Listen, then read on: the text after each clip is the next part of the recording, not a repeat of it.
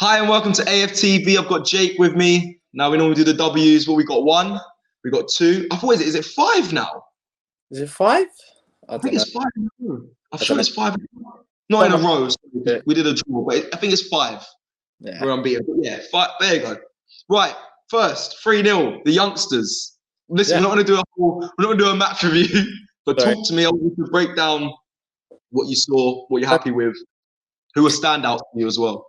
Well, it was quite a comfortable game, to be honest. From start to finish, it didn't really look like we was ever going to lose. There were spells where, especially in the first half, it didn't look like we were really doing a lot. I think the first half was quite underwhelming. We controlled the game, but we didn't really create those key chances. Aubameyang obviously hit the post in the first half with that shot where should he have scored that? I mean, he could have scored. Should have. I think it's quite harsh to criticize him because he missed that. He's off balance. He's leaning back. He's hitting it with his left foot at a tight angle. Aubameyang probably should score it, but it's not that bad that he missed. So I think the first half was quite, you could see that Newcastle weren't really a threat. I think they had one shot in the first half compared to us. I think we had 7 shots maybe in the first half. And then second half, you could see straight away we came out with the intent. And this is what I feel that we've been missing previously in the season. We haven't gone into games. We've played a lot of games throughout the whole match like we did in the first half today. Correct. Very passive, very, don't worry, something will happen soon. Just going through the motions a bit. Whereas we came out at half-time in the second half. Lacazette, within the first 2 minutes, he's had that great shot and the keeper made a good save. You see where Lacazette did the spin and then the shot low down. And then a few minutes after that, Aubameyang scores. Now, the goal itself comes from a Thomas Partey pass, a forward pass, diagonal pass, where Aubameyang is isolated one-on-one with the Newcastle defender. Newcastle defender sends him onto his left, but that's not a problem because he's gone onto his left and smashed it into the goal, which is a really from him. And it was kind of a relief to see him score, and I'm sure he was very relieved to score. Definitely. And I see a lot of people say that maybe he shouldn't have started or before the game. Here we go. This is going to be my question to you. I've asked many fans. Would you listen? Well, be honest with me as well. I want you to be honest. I need to know, were you one of those fans that said, listen, I want Martinelli in, Aubameyang needs to take some time on the bench? No, not at all. Aubameyang is our captain. How can you bench the captain? What other benches the captain? Yeah, fair. No, fair. That's the only thing. I know he's in a poor run of form, but you don't bench the captain. The guy is meant to lead the rest of the team. He's the leader. You don't take the leader away. You empower him. You give him the responsibility, and hopefully he rises to it.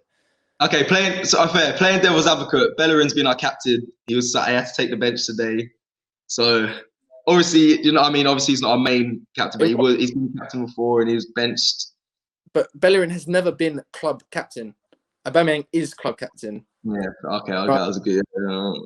So I'll give you that.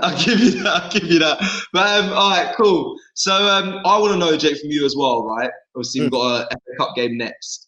Who do you take out? Who do you rotate? Who do you rotate in? And who do you take out? Or do you keep the same team? Some people are saying, I'll stick with the same team. Well, it's hard because you look at the second goal, for example. It comes from Leno rolling it out to Partey. Partey then doing another kind of forward pass. This is why I really like him, because he's the midfielder we've been missing for so many years. He's mobile. He's really good on the ball technically. And he kind of makes right decisions most of the time. Yeah. I don't think he gave the ball away today. I honestly don't think Partey gave the ball away today. In tackles, he goes in, he smashes the player, he wins it, then he's clean with the ball, he keeps it. And today, just with that pass to Aubameyang for the first goal and the second pass to Aubameyang for the second goal, he didn't have to go. He could have gone to Smith Rowe, but he didn't. He just laid it off to Aubameyang in front of him. Aubameyang did a little run into Smith Rowe. Smith Rowe's isolated with the defender, which is what I feel we need to do more. I think we need to isolate the defenders one-on-one. Because then that's where our skill, like Saka can have anyone one-on-one. Aubameyang can have people one-on-one. Smith Rowe can have people one-on-one. So I think that's where our strengths can come out. Agreed. And then, you know, Smith Rowe crossed it across, Saka scored. And then the third goal, Cedric did, you know, really good work to keep it in, and then Kaya across, and then Aubameyang must be so happy to have scored 2 goals. But to answer your actual question, sorry, who would I keep in and who would I take out? So it's not a hard question, but yeah, just a few. I don't know. I think Gabriel needs to get back into the side and play. 100%. So potentially play him. 100%. I think Cedric can stay in. I'm not too sure about Partey because, like, I don't really want him. Don't risk him. Yeah, I don't want to risk him. He's just coming back from an injury. Like, do we want to rush him? I wouldn't mind him playing, but maybe not starting. I think Martinelli should start. I think is Reece Nelson fit?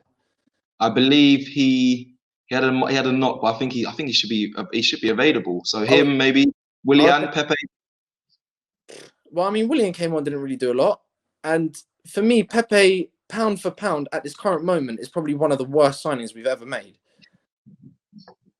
Yeah, because no, let's be real. Yeah, so Lacazette cost us 50 million. Is Lacazette really 50 million?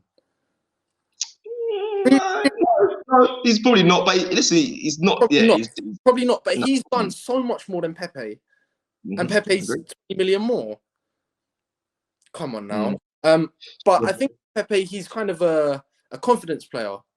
But for me, even when he does play, he doesn't do enough, like, to build his own confidence. He doesn't do enough to show. Like today, Partey, he showed us why he should play. Xhaka today, I thought was really good. Yeah, and Smith Rowe, who's come into the team, he's lit up. You know, he's started to shine. He's made other players around him, you know, step up as well. And I think it's annoying because Pepe needs that. I wouldn't mind Pepe playing in the FA Cup, to be honest.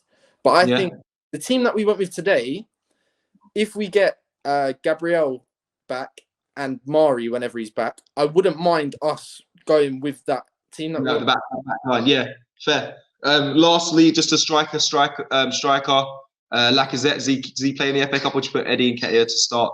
I'll play Balogun if we can play Balogun. I like Balogun. Yeah, my guy. That's what I want. Even better. Yeah, don't stop smiling. Stop it. Sorry.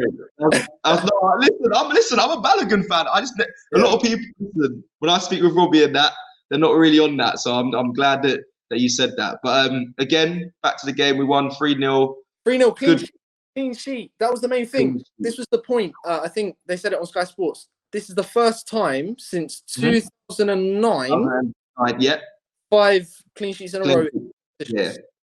Yeah. How crazy is that? But Arteta hasn't got a plan. Arteta's not doing anything. Just let the guy do the process, please.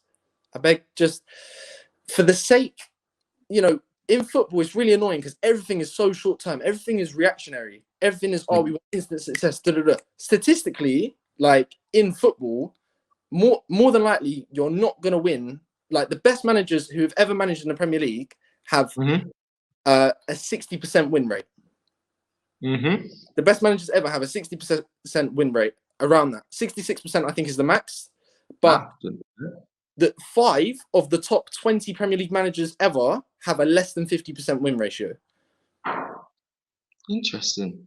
So, you're teaching me here. It's a good little stat. People need to appreciate is that it's a process. Like, look at Jurgen Klopp, at Liverpool. Obviously, he's a much better manager. I know I'm going off on a little bit of a tangent, but he had his 200th match as Liverpool manager against Man United in the Premier League. They've only lost 4 games at Anfield in that time. Okay. 4 games at Anfield in 100 home games. Yeah. That's nuts. We've lost 4 home games this season. I know. That's a mad stat. It hasn't happened overnight. That's a constant system. And I think with us, we're kind of getting rid of Ozil, getting rid of Kolasinac. I think we're going to get rid of Socrates, and Mustafi's probably going to go at the end of the season. I'm confident that if we continue with this process, we will hopefully get results if the players that we bring in start stepping up and the existing players continue to step up, like Smith Rowe, like Saka, like Gabriel, like Tierney, etc., etc., etc.